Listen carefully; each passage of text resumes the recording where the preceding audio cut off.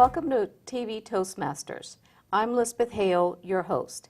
Today we're interviewing Jazmine Hale, who went to a wilderness camp, and we're going to be discussing how it could be good for some teenagers and how it could be severe for some other teenagers who should not be going to these camps because they may be having mental issues. Hello, Jazmine. Thank you for joining us tonight. Hi, thank you for having me.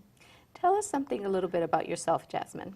I'm 20 years old, soon to be a full-time student at the Paul Mitchell Hair School. Going to be studying hair, nail tech, and aesthetics. I love hiking. I have a little puppy named Scout too, so yeah. So you love being out in the outdoors now. Yes, I do. Yes. So tell us about your experience when you were dropped off at this wilderness camp. So before the wilderness camp, I didn't have any experience really in backpacking, only a little experience with hiking. I didn't know that I was going to be dropped off at the camp. I thought I was on my way to go get a new car, actually. And as soon as I get to the barn, I'm introduced by the owners of the wilderness camp, and they told me that I was going to be there between 6 to 12 weeks, and that they didn't even know how long I was supposed to be there for. It all depends on on how well I do and how I behave and everything. So, yeah, if I behaved well, the sooner I could get out, but if I didn't, then I would stay there for longer. Were there any other kids dropped off at the time that you were dropped off? Yeah, so actually I got there around like 10 o'clock in the morning, and earlier that day around like 6 a.m. Another kid got dropped off. His name's Christian, and yeah, he's basically like my little brother now. Since we got dropped off on the same day, we call each other day one buddies. Mm-hmm. So you made some really good relationships there. Yeah, basically a family there. Mm-hmm. So you were dropped off. You didn't know that you were being dropped off. You thought you were going to be buying a car, Mm-hmm. and you were in shock. Mm-hmm. So how long after that did it take you to feel comfortable with the whole environment? So about the first week and a half, it was very difficult for me because of all my surroundings. I had to get used to everything, how I was eating, how I was sleeping, where I was at, the temperature, the weather, and everything. Everything drastically changes. So I didn't really get comfortable until the first week and a half, and at that point, I was like, okay, well, I'm obviously going to be staying here, so might as well make the best of it and do the best that I can and try and get out of here as quickly as possible. So you had an attitude changed. Yes. And then once you had that and that shifted in you, then you started enjoying the wilderness. Yes. Is that right? Yeah. Yeah, no, most definitely. I've always enjoyed the wilderness no matter what, but the places that I've seen and experienced and walked and hiked and backpacked, it was just all mind-blowing. Beautiful. So how many miles would you hike a day? We would hike between 6 to 14 miles every day. Between like 6 and 14, yeah. So like the 6 miles would be the beginning of like the hike, and then the 14 miles would be like at the end, the very end of the hike when we've reached the end of the trail and we're going further and further out. So. What time would you start hiking? Oh man, we would get up at dawn. The crack of dawn, right as soon as the sun would come up. Everybody would wake up, immediately eat their breakfast and pack up their tent and everything into their backpack, and we would eat breakfast as quickly as possible, and then we would head out for our hike, and we wouldn't be done hiking till about like 1 or 2 in the afternoon. So yeah. And then you would set up camp Yeah. and rest for the rest of the day. Right, yeah, we would set up camp, so we would set up our group shelter, the fire, so we would set up everybody else's needs first and then set up our own last. So it's good to focus on other people's first and then yours last. Yeah, so. It's best to give back than to take. Mm-hmm. So tell us about the food. How would you carry the food and how would you eat? Yeah, so we had bear cans. That's where we kept our food at, and there were cans about like, say this big. And it's just a black little can that has a little cap that you can remove and shove all your food in there.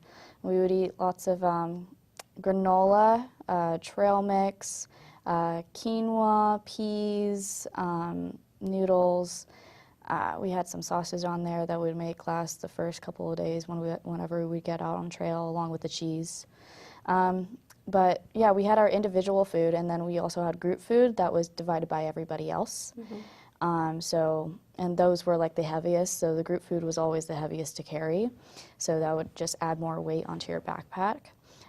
You had to ration your food, from Wednesday to Wednesday, so you had to ration it for 7 days. And try and eat as healthy as you can, not too much, or else you'll, run out early in the week, and that's not good. But yeah. So no sugar. The only sugar you'd have was peanut butter? Yeah, it was peanut butter. Yeah, I had a jar of peanut butter that I would go through like the first day of getting it. What about water? What would you do to drink water or juices? Yeah, so we got our water from waterfalls, streams, and the river.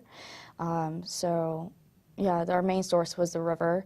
We didn't drink directly out of the stream, waterfall, or river.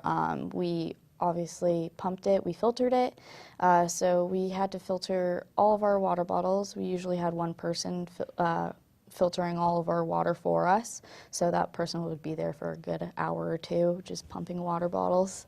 But we would always have to carry at least two water bottles on us at all times, make sure that they're always full so we could stay hydrated, and we would always need to drink a water bottle and a half by the end of the day to stay healthy. Interesting. So it took you about a week and a half to really get into it and enjoy hiking, eating the healthy food that you'd have, and drinking out of the waterfalls. Right. Were there any toilets around? Oh, no. So, once in a blue moon on a trail, you would see a privy, and they're like these toilets that are out there. It's, in its own little stand. So sometimes they're just big walls, so like people from over there could be looking at you and you have only two walls covering you. Or there's just a massive pile of dirt and then a toilet at the top sometimes, or an actual station where you can go in and it's like an actual little bathroom. It's a whole different environment from being from home. Yes. Having all the technology and having all the phones Yes. and having everything that you need, and until you get out in the wilderness, you realize what you really had. Right, yeah. So tell us about the experiences with the relation. How many people were there? So it varied because when I got into the group, that was the main group, I'd like to call them, the main family group. They all graduated and I came in last, so I was the last to graduate, but I got to see all of them graduate, and then I got to see more people come in, and then they got to see me graduate, and so they got to also see me, get to know me, and I got to know them as well, and then they got to see me go.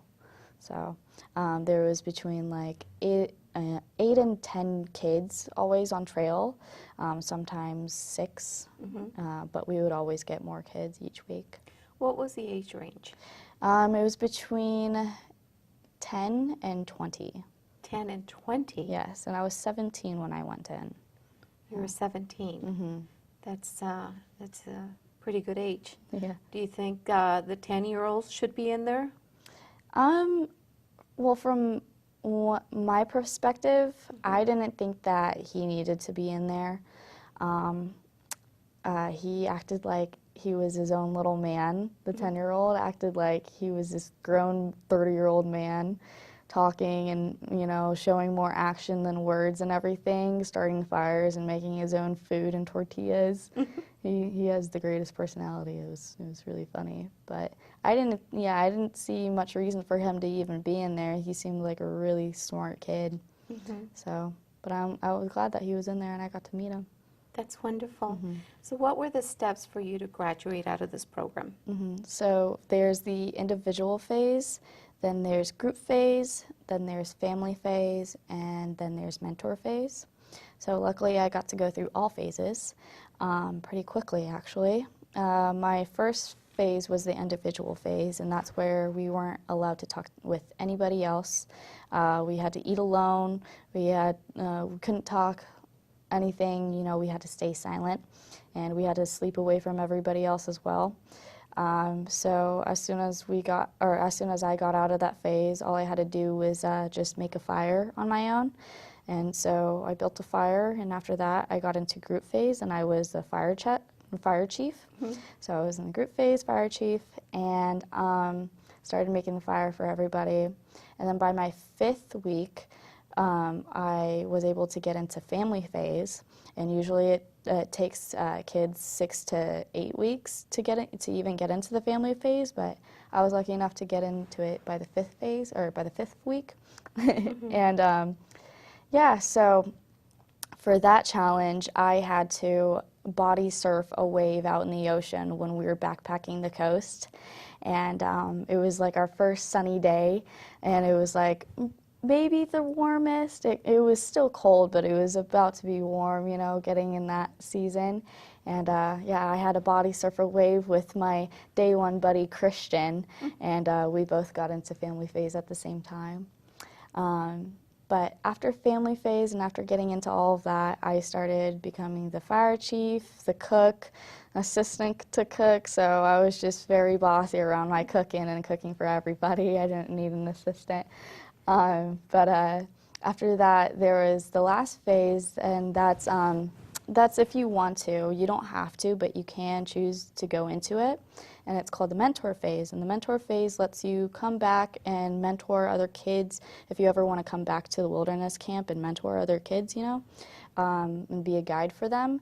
Or the mentor phase also means that you can come back and start working for the wilderness camp as well later on when you turn 18 and you're old enough. But for the mentor phase, I had to go out and backpack away from my group. So I backpacked 5 or 7 miles away from my group, and I stayed 2 nights alone. I wasn't allowed to have my tent. I was not allowed to have a water bottle filter, and I was only allowed to have a couple bags of food. I had to build my own shelter. So once I backpacked 5 or 7 miles away, I was so happy that I finally got to my campsite. And I thought I had gotten there by like dinner time, but turns out I had only like been there for like a couple hours, and I had like got there at like 12 o'clock, like in the middle of the day. And I had already set up my big bonfire, gathered all my sticks and wood and everything. And I already built my shelter, and I was reading a book, and then I see some trail hikers that were just some normal people that were hiking the trail, and they were just passing by, and I yell out, and I'm like, "Hey, pardon me, do you guys know the time by chance?" I wasn't allowed to know the time at all, so it was pretty crazy. So I yelled out, "Do you guys know the time by chance?" And they said, "Yeah, it's 12:30." And at that point, I had already eaten all my food, and I had just gotten out there. So I had another like 2 more nights to stay out there with no food. I had 2 full water bottles that were filtered, but once I ran out, I just survived on the river. And yeah, so I made it to my mentor phase with that, and yeah, I finally made it through the 2 nights, and it was pretty great. Sounds like that made you grow up faster. Yeah. So how was your experience at night, being there by yourself, knowing that your group wasn't near you? Oh, yeah. Well, if anything, I thought it was very peaceful. I was already so used to sleeping outside. I wasn't really scared of bears or deer or anything like that. I had lunch with a deer like plenty of times, and I had lunch with a black bear, 2 black bears that were at least like 50 feet away from me. And so I wasn't really scared of any, and I've seen a couple mountain lions as well out there too. So I wasn't really scared of any animal, but I thought it was more peaceful because when I was sleeping with my group, I could always hear them snore or talk in the middle of the night or like talk in their sleep, and it was just really funny. And but since I was out there and I finally had those like 2 nights to myself, it was very peaceful, and just hearing the rain go down, and the river flow by, it was just very peaceful and beautiful, very serene. It all sounds like such a beautiful experience. Mm-hmm. If you had any knowledge or an idea of how great that was for you Mm-hmm. when you were first dropped off, Mm-hmm. would have you been that upset about the whole situation?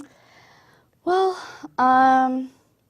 when I was, I guess it would have made it a little better for me, because when I first was dropped off, I had no idea what I was even getting into. I had no idea where I was sleeping, where if we were going to be at one location for the whole time. But it turns out we were, sleeping from our backpack and, switching locations every day. So we never had one place to just finally sleep for good, So yeah, I think that would have been a lot better. But now that I actually went through it, it's life-changing. So I'm very glad that I did it. So it's a great experience. Mm-hmm. So tell us about the other kids that were there. Mm-hmm. Would you say that some of them should have been there, or some of them had mental issues that shouldn't have been there? Well, I don't think that, okay, here's what I'm trying to say. I think that kids anywhere should be going to this, because even if you are or aren't struggling with mental health issues or anything, or if you're struggling with weight or anything like that, I think like it's a great place to go. Like no matter what, like a camp would be good. But the wilderness camp that I went to, yeah, it was very good for mental health and fitness and everything, because we would be backpacking and, getting our mind off of things every single day and having to deal with other things that would be 10 times more stressful than what we were dealing with outside with society and everything. I would recommend it for honestly anyone and everyone. It's a really good program, and it's a really good way to finally experience life and get away, from everyone in society, and get out of your head and, just finally let go and be free and see beauty and adventure. Honestly, it's great. Yeah. So do you go out now and hike on your own and enjoy the wilderness? Mm-hmm, most definitely. Yeah, I've been camping like crazy last summer and everything. Staying by myself and everything with friends. I go on hikes by myself, or now with my new puppy Scout. I'm going to take him on hikes, and he loves going faster than me and rushing up those hills, so he gets to pull me up, thank God. But yeah, I love to hike and be out. It's great. Well, it sounds like you have a great attitude about all of this and this whole experience. Tell us a little bit more about what happened when you finally graduated and you were picked up. Yeah, so So as when I went in, as I said, I thought I was going to be getting a new car. But when I got out, when I graduated, it was a very rainy day, and I was graduating underneath a bridge, and I see my parents pull up in a new Subaru Impreza, and that was the car that I was gonna get, before when I was supposed to be getting it. So I thought it was really funny, and I was just in awe, and I was really happy. So it was a great day to be graduating, and after that, I got to go on a week trip to Hawaii, so it was very well worth it. Yeah. It sounds like a wonderful experience. Sounds like you had to earn the car for those 12 weeks. Oh, yes, most definitely. Yeah. And how many miles did you hike total? More than 300. 300 miles? Yes, 300. I did around 30 miles when I 30 or 50 miles when I went and mentored last. And I went back after the wilderness camp after I graduated. The next month I actually decided to come back and be a mentor for all the other kids. So I came back and became a mentor, and I was out there for about a week and backpacked around 30 or 50 miles. Yeah, sounds about right, 30 or 50 miles, and so got around like 350 maybe, or 330 miles now, so yeah. So what would you tell parents that are thinking of sending their kids to a camp? It's it's definitely not easy, but if you see your child struggling in any way, mentally or physically, or if you think that they just need that extra push in life, you know, to get them up and out of bed or something, you know, if they need that extra push in life, then it's definitely well worth it, you know, so, yeah. And what would you tell those teens out there they don't know? They may get dropped off, they may not. What Yeah. would you tell those kids? Well, it's definitely tough at first, and it's definitely something that you have to be getting used to. But, you know, once you open your eyes, you'll realize that you actually need to be there. You know, it's going to be good for you. It's going to be good for your mental health, your health in general. It's going to make you a way brighter person, because I remember going in there and I was, you know, the laziest person as can be. I wasn't attending school, didn't have a job, so I was just hanging out with friends every day. But then right after that, I literally had the biggest smile on my face. I had a job, started going back to school, and my life was just back on track. So it's very good to get your life back on track. It's just a very good push to get you up. That's wonderful. And now you're going to start a new career. Yeah. A so whole I'm new very, chapter in your life. Yeah, I'm very excited to be starting, so yeah. Well, we're very excited to have you here, Jazmine. Where would parents look into, what is the name of this camp that you went to? So the camp that I went to was called Rites of Passage Northwest. So that's up in Olympia, Washington. There are other camps that are out there, but I do know that they are more extreme, and they are out in the desert. So I don't really recommend those camps, but I would recommend Rites of Passage Northwest, because it's out in the Olympia National Rainforest. You get to experience so many beautiful hikes, and you're in a national rainforest, so it's beautiful. You get to backpack the coast and the rainforest, and it's all beautiful. So, yeah, rites of passage. Well, thank you for being and joining us here tonight, Jazmine. Yes, thank you for having me. Yes. If you'd like to know more about the wilderness camps, make sure you do your homework. Make sure that you check the scores of what those camps have to offer. There's so many of them out there, and they range between $30,000 to $40,000. If you're going to be investing that much in a camp, you better know where you're going to be sending your kids to, and maybe take a week before and go interview the owners, interview the people who are running the camp, so you know what your kids are doing. And it's also maybe best to either drop them off or very kindly tell them what you're doing, rather than having somebody just break into their room and take them away, because that would be pretty dramatic, and it has affected many kids in the past. So thank you for listening to us tonight. LizBeth Hale with TV Toastmasters.